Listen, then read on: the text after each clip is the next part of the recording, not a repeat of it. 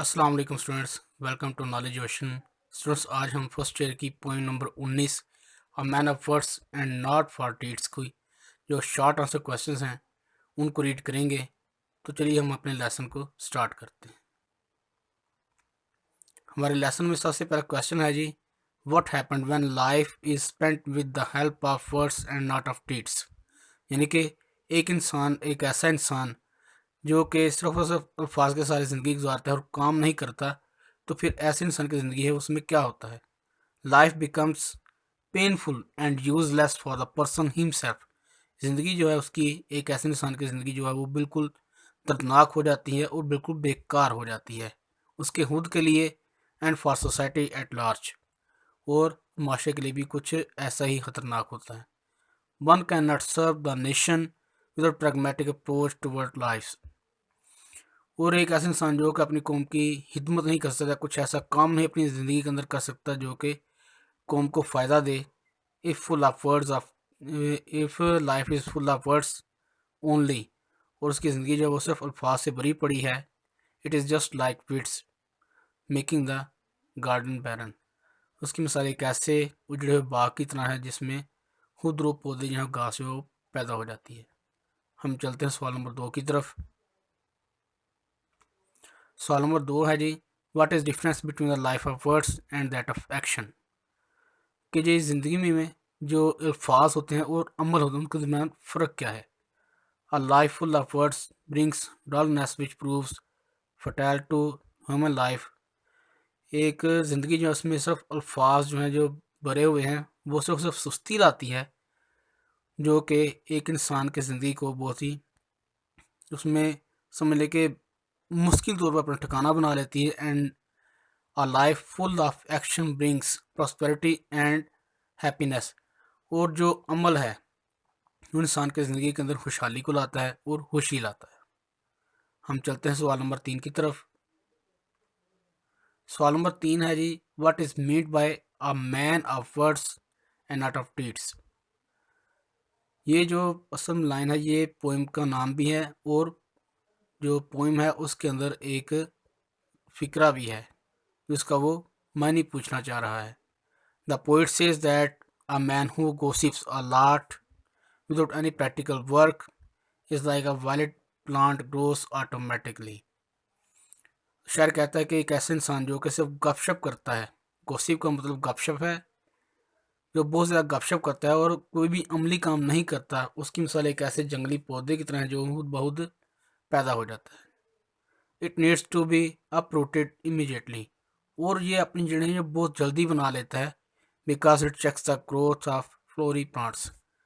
क्योंकि जो फूल वाले पौधे होते हैं उनको एक वक्त लगता है, लेकिन ये जो उसके ऊपर फूल लगे होते हैं, लेकिन ये उसके ऊपर कुछ फूल नहीं लगता, तो ये जल्दी जड़ें बना लेता है। असल में फूल वाले पौधों से मुराद वो लोग हैं जो अपनी ज़िंदगी में अमल करते हैं, कुछ काम करते हैं जिसका कुछ उनको कुछ समझ लेकर अवार्ड मिलता है। लेकिन जो खुदरू पौधे हैं इनकी मिसाल उसको दी गई है जो कि एक डल इंसान है जो कुछ काम नहीं करता, सिर्फ गपशप से ज़िंदगी गुजारता है। हम चलते हैं सवाल नंबर 4 की तरफ। सवाल नंबर 4 है जी, how does the poet compare the man of words with man of deeds in the poem. आगे पोइम का नाम है जी, a man of words and not of deeds. यानी कि वो कह रहा है कि मुआवजा करे एक ऐसे इंसान का जो सिर्फ अल्फाज से ज़िंदगी गुजारता है और एक ऐसे इंसान का जो काम करता है। The poet criticises those persons who are very talkative and do not take part in any kind of healthy activity। जो शायर है वो ऐसे जो लोग हैं उनके ऊपर तनकीद करता है, उनको तनकीद का निशाना बनाता है, जो सिर्फ बातें करते हैं और किसी ऐसी सेहतमंदाना सरगर्मी में हिस्सा नहीं लेते। यानी कि वो नौकरी नहीं करते, कुछ ऐसा काम नहीं पॉजिटिव करते जिससे उनकी लाइफ के अंदर बेहतरी आए, सिर्फ गपशप से ज़िंदगी गुजारते हैं, टाइम वेस्ट करते रहते हैं। He calls them weeds which are harmful for garden. तो इसकी मिसाल एक ऐसे खुदरू घास की तरह जो कि एक बाग के लिए बिल्कुल अच्छी नहीं है, उसके लिए ख़तरनाक है। So are these people for society. तो ये माशरे के वो लोग हैं। हम चलते हैं सवाल नंबर 5 की तरफ। सवाल नंबर 5 है जी, why does the poet prefer a man of deeds. जो शायर है वो काम करने वाले इंसान को तरजीह क्यों देता है? The poet prefers a man of treats because an active life brings prosperity and happiness. जो शायर है वो एक ऐसे इंसान को तरजीह देता है जो कि काम करता है, क्योंकि जो ज़िंदगी है अगर हम काम करते हैं तो वो खुशहाली लाती है, खुशी लाती है।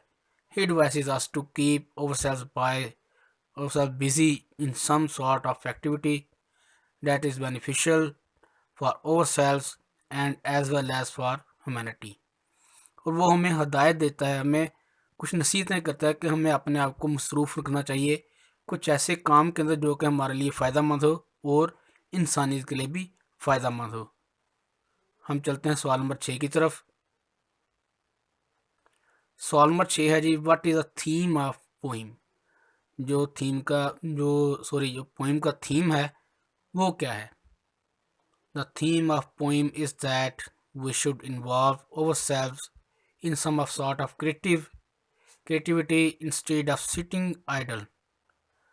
जो पोइम का थीम है उसमें ये है कि हमें जो ज़िंदगी है अपनी उसमें हमें किसी ना किसी ऐसे काम के अंदर मसरूफ़ रहना चाहिए जो कि क्रिएटिव हो, पॉजिटिव हो, जिससे हमें फ़ायदा हो, बजाय कि हम बेकार बैठे रहें। Dullness proves fertile to human life.